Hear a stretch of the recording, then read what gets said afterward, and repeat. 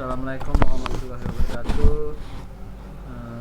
Baik, ketemu lagi bersama saya Ilham Anugrah dalam mata pelajaran Geografi kelas 12, materi konsep wilayah dan perwilayahan. Oke, langsung saja kita masuk ke bahasan. Wilayah pertanian dan wilayah hutan merupakan wilayah yang berbeda. Oke, nah, suatu wilayah dikatakan berbeda karena suatu ketampakan tertentu. Ya, ketampakan seperti apa ya? Agar lebih mengerti, simak penjelasan mengenai konsep wilayah dan perwilayahan berikut ini. Oke, Indonesia. Ini peta Indonesia. Jadi di Pulau Sumatera, Jawa, Kalimantan, Sulawesi, dan Papua itu memiliki berbagai macam perbedaan di setiap wilayahnya. Oke, kita lanjut masuk ke bab pertama, konsep wilayah dan tata ruang. Terus di sini ada membahas tentang wilayah dan tata ruang, pembangunan pertumbuhan wilayah, perencanaan tata ruang nasional, provinsi dan kabupaten atau kota. Terus ada permasalahan dan penerapan tata ruang wilayah. Yang kemarin juga saya sudah jelaskan di kelas 12 di 12 IPS 1 kalau tidak salah, IPS 1 atau IPS 2. Oke, kita lanjut masuk ke wilayah dan tata ruang. Jadi pengertian wilayah, kita masuk ke pengertian wilayah. Di Indonesia, pengertian suatu wilayah secara administratif melingkupi suatu negara, provinsi atau kabupaten, itu secara administratif ya. Dalam Undang-Undang Nomor 24 Tahun 1992 ditegaskan bahwa ruang adalah wadah yang meliputi ruang daratan, ruang lautan, ruang udara sebagai suatu kesatuan wilayah. Satu kesatuan wilayah. Jadi dalam suatu wilayah itu ada ruang laut, ruang udara, terus ya ada ruang daratan, terus tempat manusia dan makhluk hidup lainnya hidup dan melakukan kegiatan secara memelihara kelangsungan hidupnya. Jadi di suatu wilayah itu pasti ada manusianya, hewannya, tumbuhannya, di daratan, di lautan, dan di udara. Itu yang dimaksud dengan ruang wilayah. Dapat dikatakan wilayah Indonesia berarti memiliki kesatuan yang di dalamnya berisi manusia, hewan, tumbuhan, dan lingkungan lainnya yang menjadi sumber daya bagi kelangsungan pengembangannya. Kita cek di sini. Ini salah satu gambar atau foto tentang wilayah ruang. Di sini ada tempat tinggal manusia, terus di sini ada tumbuhan, ada perairan, terus ini ruang udara, terus banyak lagi ya. Sini namanya wilayah. Oke, lanjut ya. Ruang wadah meliputi ruang darat, ruang laut. Ini yang tadi ya, ruang darat termasuk ruang di dalam bumi sebagai satu kesatuan wilayah tempat manusia dan makhluk lain hidup, melakukan kegiatan dan memelihara kelangsungan hidupnya. Terus tata ruang adalah wujud struktur ruang dan pola ruang. Struktur ruang adalah susunan pusat-pusat pemukiman dan sistem jaringan, prasarana dan sarana yang berfungsi sebagai pendukung kegiatan sosial ekonomi masyarakat yang secara hierarkis memiliki hubungan fungsional. Nanti yang maksud dengan tata ruang, jadi tertata ya, tertata dari misalnya perkotaan, pedesaan, dari yang terkecil sampai yang terbesar. Jadi saling berkaitan atau saling menyangkut. Oke, lanjut. Sini ada pembangunan dan pertumbuhan wilayah. Ini ada gambar ditampilkan pembangunan dan pertumbuhan wilayah. Dampak dari rencana tata ruang di wilayah perkotaan yang tidak dijalankan dengan benar adalah kesemerautan kawasan, berkembangnya kawasan kumuh yang berdampak kepada gangguan terhadap sistem transportasi, sulitnya mengatasi dampak lingkungan yang berimplikasi kepada kesehatan, kesulitannya mengatasi kebakaran bila terjadi kebakaran. Contohnya di sini ini memiliki kesemerautan. Pasti salah satu yang tidak yang tidak benar ya, pembuangan sampah pasti semeraut nih. Terus tata pola pemukiman, susunan rumah. Terus misalnya ada kebakaran, sulit mencari sumber air nih kalau seperti ini. Oke, lanjut. Konsep pokok dalam pembangunan adalah berorientasi pada kebutuhan dan keterbatasan. Ingat ya, kebutuhan dan keterbatasan artinya pembangunan harus mampu memenuhi kebutuhan masa kini tanpa mengurangi kebutuhan generasi yang akan datang. Nah, jadi memenuhi kebutuhan masa kini, jadi kebutuhan masa kini bisa dipenuhi tanpa mengurangi kebutuhan generasi yang akan datang. Oke.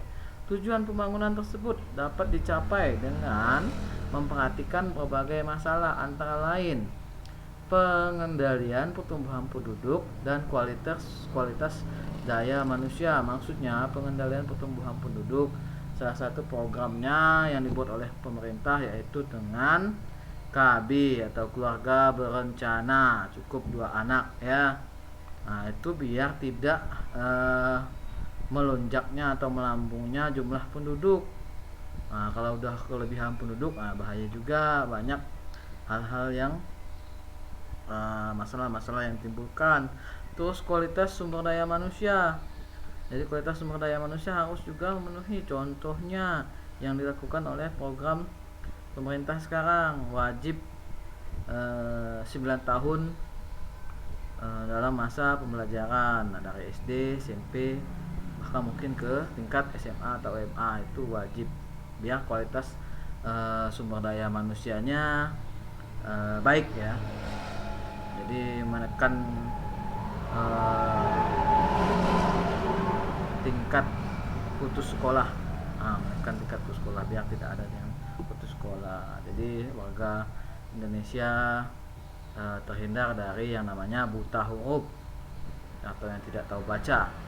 Terus yang kedua, pemeliharaan daya dukung lingkungan. Nah, ini pemeliharaan daya dukung lingkungannya seperti apa? Banyak ya pemeliharaan daya dukung lingkungan, seperti menjaga lingkungan hutan, lingkungan perairan dan lain sebagainya. Pengendalian ekosistem dan jenis spesies sebagai sumber daya bagi pembangunan. Nah, itu ekosistem maksudnya biar ekosistem tempat tinggal satu makhluk hidup. Contoh misalnya orang hutan kan jelasnya tinggal di hutan. Terus misalnya ada manusia yang mengeksploitasi hutan itu semaunya, hutan dibakar, jadi tempat tinggal orang hutan tidak lagi ada, sehingga orang hutan bisa punah. Nah, seperti itu ya. Tapi jangan sampai itu terjadi. Nah, ya, bagaimana cara kita menjaganya biar bisa terciptanya pembangunan di masa yang akan datang. Terus di sini ada namanya lanjut nomor 4, itu pengembangan industri. Ya, pengembangan industri, kalau ekosistem telah bisa dijaga pasti bisa mengembangkan industri. Tapi pengembangan industri harus juga ada tata caranya ya. Jangan semau hati menggunakan sumber daya alam.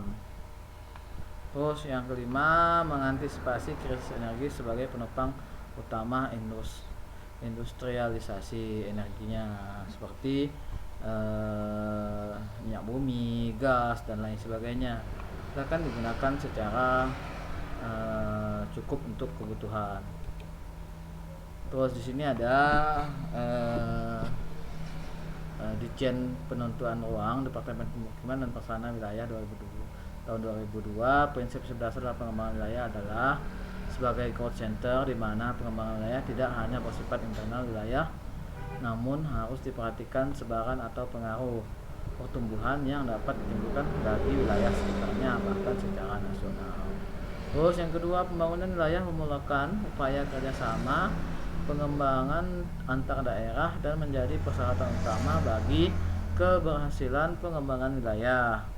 Yang ketiga, pola pengembangan wilayah bersifat integral yang merupakan integrasi dari daerah-daerah yang tercakup dalam wilayah melalui pendekatan kesetaraan. Itu yang dari peraturan pemerintah. Terus di sini ada perencanaan tata ruang nasional, provinsi dan kabupaten kota. Di sini pembangunan dan pertumbuhan wilayah khususnya antara pusat pertumbuhan dan daerah sekitarnya haruslah terpadu dan tersebar secara merata sehingga saling menguntungkan.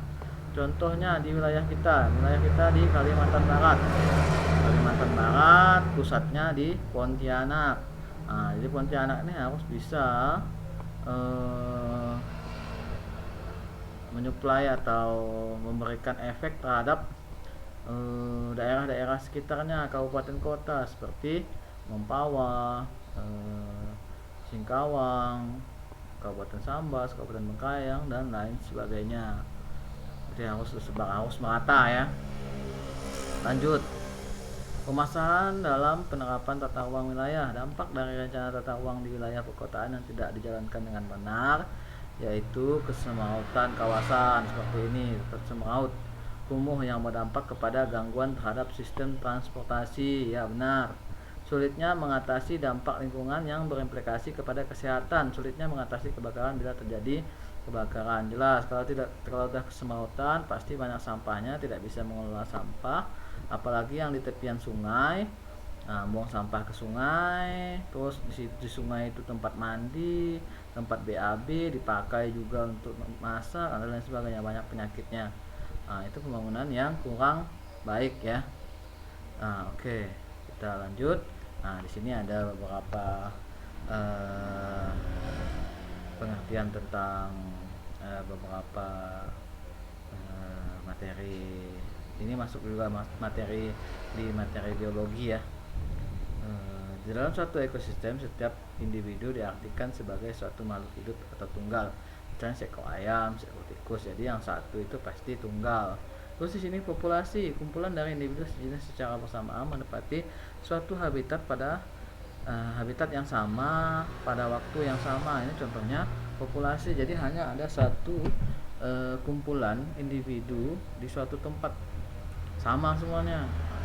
Beda sama komunitas. Kalau komunitas ini beberapa polisi menempati habitat yang sama pada waktu yang sama akan membentuk suatu komunitas. Jadi beberapa populasi.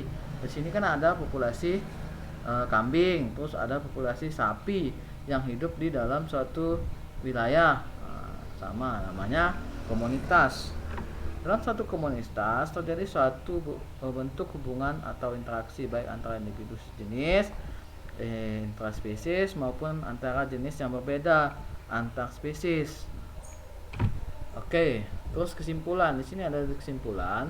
Silakan kalian baca kesimpulan-kesimpulan yang ada di peta konsep ini.